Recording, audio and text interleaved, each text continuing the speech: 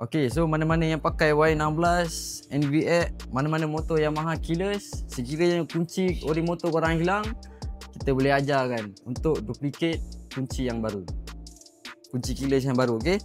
Make sure kunci ori motor tidak berada di sekitar motor supaya dia tak kacau signal kunci yang baru.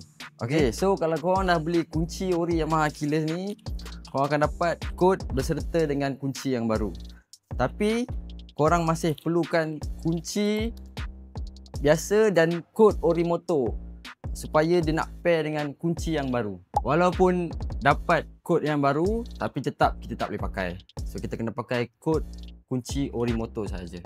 Okay, first step, tekan 3 kali dan kali ketiga press and hold sampai logo kunci menyala.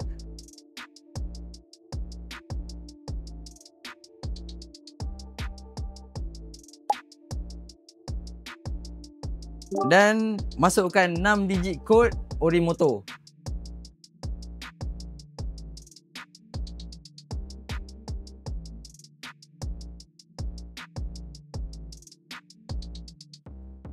Kemudian make sure kunci ni on. Press last and hold sampai bunyi beep dan double click remote. Kemudian connect successfully.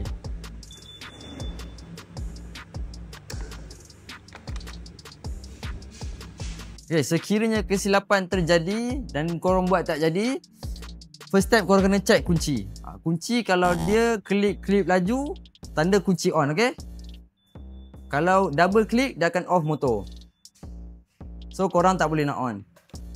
Second click, double click, dia akan on motor balik.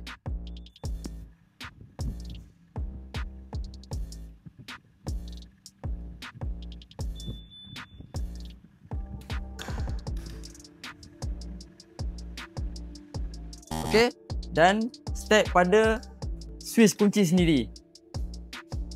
Dan ketiga, pada indikator lampu. Kadang-kadang kita tersilap baca, kita terlepas pandang. So kat sini make sure mata tak berkedip, triple check again.